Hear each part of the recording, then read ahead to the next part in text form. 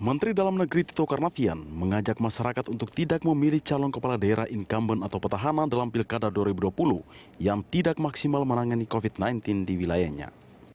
Pilkada serentak 2020 di 270 daerah akan dilaksanakan pada 9 Desember mendatang. Tito memprediksi bakal ada 220 calon petahana yang kembali bertarung. Tito Karnavian menilai pilkada di saat pandemi corona justru mendorong kontestasi lebih positif, terutama bagi calon petahana karena kinerjanya dalam mengatasi COVID-19 akan dipertaruhkan. Sebab rakyat membutuhkan kepala daerah yang efektif yang bisa menangani persoalan COVID-19 di daerah masing-masing. Pilkada ini kita harus ubah tantangan menjadi peluang. Kita melihat bahwa ada kerawanan media penularan. Tapi juga kita ubah menjadi peluang, yaitu 270 kepala daerah, hampir 220 itulah incumbent yang akan running lagi. Maka saya meminta kepada teman-teman media dan kita semua bergerak agar isu yang diangkat, isu sentral yang diangkat dalam kontestasi pilkada, itulah isu tentang penanganan COVID, efektivitas penanganan COVID daerah itu, dan penanganan dampak sosial ekonominya.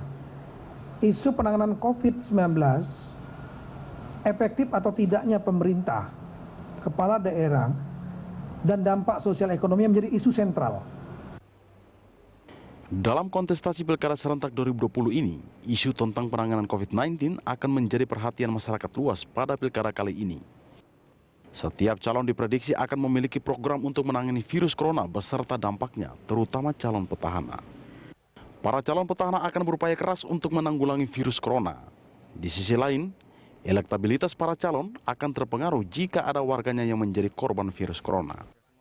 Tito juga menilai ada dampak positif ketika virus corona menjadi isu sentral dalam pilkada kali ini. Jika virus corona menjadi isu sentral, maka masyarakat tidak akan terbelah karena isu lain yang berpotensi menciptakan perpecahan akan tertutup dengan sendirinya. Oleh karena itu, kepala daerah yang terpilih pada pesta demokrasi ini harus membawa solusi terbaik bagi warganya agar segera memulihkan kondisi ekonomi sosial masyarakat setempat. Tim Liputan Berita 1. Pemirsa, COVID-19 pertaruhan petahana, itulah topik dialog kita pagi ini. Kontestasi Pilkada serentak 2020 akan berlangsung pada 9 Desember mendatang. Para calon kepala daerah petahana maupun incumbent diprediksi akan kembali bertarung. Meski demikian, di tengah pandemi, langkah penanganan COVID-19 akan menjadi pertaruhan serius bagi para calon di Pilkada serentak nanti. Dan untuk membahasnya, kita sudah bergabung dengan Direktur Eksekutif Komite Pemantauan Pelaksana Otonomi Daerah atau KPPOD, Robert Endi Jaweng. Selamat pagi, Pak Robert. Selamat pagi, Mas. Apa kabar? Baik, Mas. Luar biasa. Nah ini Pak Robert, ada yang lebih luar biasa lagi. Pemerintah sebelumnya sudah tegas bahwa penyelenggaraan Pilkada serentak ini tetap diselenggarakan di tahun 2020 dengan berbagai pertimbangannya. Kemudian ada lagi saat ini disampaikan oleh Mendagri Tito Karnavian yang tegas mengatakan bahwa bagi petahana yang dianggap gagal dalam penanganan COVID-19 bukan tidak boleh maju lagi tapi tidak boleh dipilih. Anda memandang perspektifnya seperti apa, Pak Robert? Ya, Mas Ikal, terlepas dari pro kontra kita atas Pilkada 9 Desember 2020 ini, saya kira pemilu itu selalu, seperti halnya Pilkada juga, selalu merupakan momentum politik bagi rakyat untuk menjadi hakim, ya. Hakim untuk kemudian memutuskan para pemimpin yang akan maju lagi, atau yang kita sebut petahana, maupun para calon-calon pemimpin baru, untuk kemudian dinilai dan kemudian diputuskan oleh rakyat apakah layak untuk kemudian mengisi posisi sebagai kepala daerah, posisi jabatan publik atau tidak. Jadi ini secara positif harus dipandang sebagai momentum untuk kemudian melihat para petahana ini sejauh mana mereka, terutama dalam konteks kita hari ini, sejauh mana mereka mampu mengatasi pandemi yang ada, menekan angka reproduksi efektif, menyiapkan layanan publik dan sebagainya. Ini sisi positifnya ini, Mas Jaskal. Tetapi sisi negatifnya adalah kita semua tahu politik di era bencana itu rawan dengan politisasi bencana juga, gitu kan? Betapa kemudian misalnya saluran atau penyaluran bantuan-bantuan sosial tidak hanya dari APBD atau yang diberikan oleh Pemda yang bersangkutan, bahkan bansos dari kementerian lembaga di pusat, kemudian BLT dana desa yang itu sumbernya dari APBN, itu hari-hari ini bisa ditentukan bukti juga bahwa itu dimanipulasi atau dipolitisasi oleh petahana seolah-olah itu adalah bagian dari program dia, bahkan lebih jelek lagi dianggap bagian dari sumbangan atau aksi karitatif dari petahana yang bersangkutan. Jadi memang kita bisa lihat dari positif, bisa juga lihat negatifnya. Ya, yang terjadi hari ini, sejauh ini masih kelihatan sisi negatifnya, sisi di mana politisasi atas bencana, politisasi pandemi ini yang masih lebih kelihatan gitu ya. Nah, ini tantangan kita. Saya sepakat dengan Pak Mendagri bagaimana agar masalah pandemi ini kemudian kita ubah menjadi suatu peluang gitu ya, peluang untuk menghakimi para kandidat atau petahana yang tidak bekerja bagus untuk kemudian tidak dipilih lagi. Tapi sisi lain juga ini harus menjadi tantangan buat kita, terutama para aparat pengawas dan aparat penegak hukum untuk sungguh-sungguh bekerja memantau dari sekarang. Memang proses pencalonan itu belum ada. Yang namanya calon kepala daerah itu belum ada hingga hari ini karena kan belum ada pendaftaran. Tetapi kita semua tahu data menunjukkan paling tidak 220 kepala daerah yang hari ini menjabat itu kemungkinan akan maju lagi di pilkada 9 Desember nanti gitu. Nah, ini kan Pak Robert, ditundanya ini tidak terlalu lama sebetulnya, kurang dari 3 bulan. Apakah dengan modal yang dimiliki oleh petahana sebetulnya, dengan mereka memiliki berbagai senjata lah katakan begitu dalam menghadapi pandemi ini, dengan juga para penantang yang sebetulnya mereka juga harus berkreasi begitu untuk bisa menyaingi pergerakan dari petahana sendiri. Apakah Anda menilai dalam periode waktu yang tidak sampai 3 bulan ini cukup fairkah kontestasi dalam menuju pilkada ini? Ya, dalam politik periode itu sesuatu yang relatif, Mas Ikal ya. Sejauh mereka bisa mengoptimalkan momentum yang ada, peluang yang ada, itu akan menjadi modal politik yang kuat buat mereka gitu ya.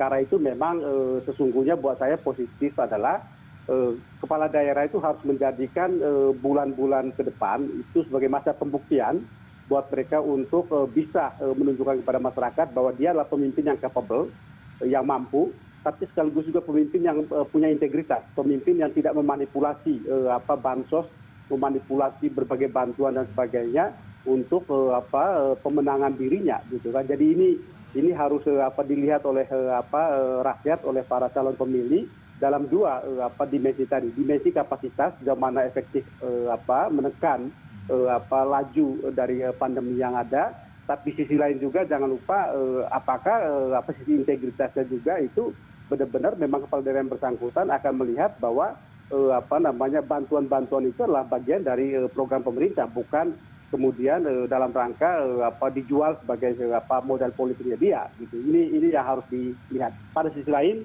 para calon-calon penantang juga harus mulai melakukan 2 hal.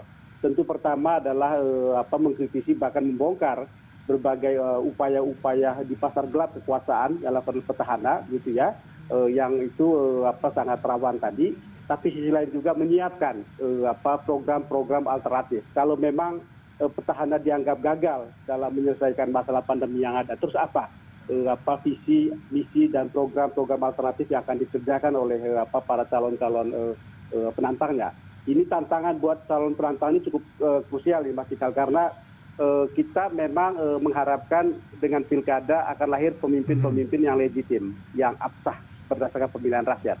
Tapi saya kira juga perlu dilihat soal kapasitas gitu ya, karena kita tidak punya waktu lagi untuk belajar setelah seorang terpilih, ada waktu 6 bulan atau 1 tahun, padahal di depan mata masalahnya sangat serius gitu kan. Jadi para calon-calon penantang ini juga harus mulai mengasah kemampuan mereka, sehingga kalau kemudian dia terpilih tidak hanya punya program alternatif, juga yakin bahwa dia mampu untuk bisa mulai bekerja pada hari pertama, sehingga kemudian kita tidak mengalami degradasi atau penurunan kemampuan seorang pemimpin dalam menangani masalah yang ada hanya karena dia butuh waktu untuk belajar misalnya. Tidak ada waktu untuk belajar lagi. Dia harus mulai sekarang menyiapkan dan harus meningkatkan kapasitasnya sehingga begitu terpilih dia sudah bisa langsung mulai bekerja. Iya, memang harus gerakan pertama itu akan menentukan bagaimana nantinya hasil dari sampai bulan Desember nanti. Tapi begini, Pak Robert, ketika dikatakan bahwa jangan dipilih lagi petahana yang gagal. Nah, kadang-kadang indikator gagal dan berhasil itu menjadi relatif ketika memang karakteristik dari warga itu masih cukup tinggi yang berkarakteristik partisan. Nah, bagaimana mengukur berhasil dan tidaknya agar nantinya memudahkan masyarakat untuk memilih memang petahana ini berhasil, bisa dikatakan berhasil, dan juga mungkin ada calon penantang yang memiliki visi yang lebih bagus, mengingat juga pemerintah juga belum bisa memprediksi juga kapan pandemi ini akan berakhir. Ya, dari dua sisi. Kalau dari sisi petahana itu ukurannya cukup gampang, Mas Ikal. Yang menjadi masalah adalah dari sisi masyarakat.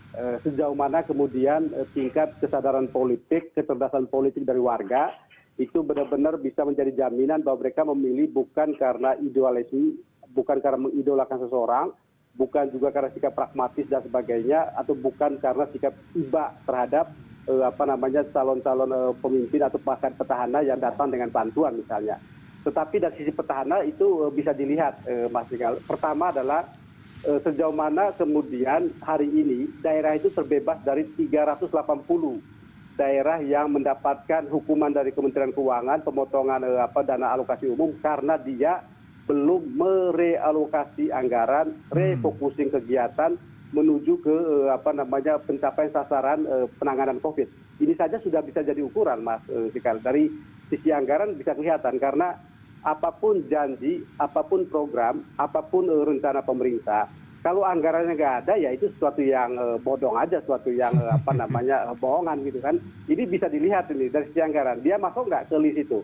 Saya kira kita harus mampu menghadirkan fakta-fakta empirik bahwa daerah itu di antara 220 atau bahkan 270 itu berapa yang kemudian masuk ke kategori 380 yang hari ini mendapatkan hukuman dari Kementerian Keuangan. Kemudian kedua tentu adalah ukuran pada sisi capaian outputnya. Kan kalau bicara pandemi ini adalah kita bicara soal sejauh mana tingkat reproduksi efektif itu makin berkurang. Kemudian program-program, apakah ada program yang terkait dengan tracing, program yang terkait dengan testing, ya tes untuk apakah rapid test atau swab dan sebagainya kepada masyarakat. Dan kemudian sebenarnya yang cukup krusial juga adalah membandingkan dengan daerah-daerah yang hari ini punya inovasi nih Mas Ikal. Kita bicara tentang Jawa Tengah misalnya yang punya konsep Jogotongo. Kemudian Surabaya juga punya konsep Kampung Tangguh. Intinya adalah pola respon atas pandemi itu menempatkan masyarakat sebagai basis. Dan kemudian RT RW itu menjadi garda terdepan dan pemerintah mendukung itu. Nah, petahana-petahana yang akan maju itu punya inovasi enggak? Atau jangan-jangan dia hanya menjalankan pemerintahan bisnis visual saja, apalagi dia hanya menjadi orang suruhan saja pelaksana dari program-program yang dikerjakan oleh pemerintah pusat dan kemudian di lapangan dia klaim saja bahwa ini adalah programnya dia, dananya pemerintah daerah dan sebagainya, yang itu pasti sangat gampang kelihatan. Tantangan kita sebenarnya pada sisi masyarakat ini. Sisi masyarakat sejauh mana sikap pragmatis, sikap idolaisme, sikap gampang iba, memorinya singkat terhadap 4,5 tahun petahana bekerja, lupa kegagalan dan kemudian tergoda hanya karena ya minta maaf banyak 50.000, 100.000 dan sebagainya, itu yang kita takutkan ini ke depan.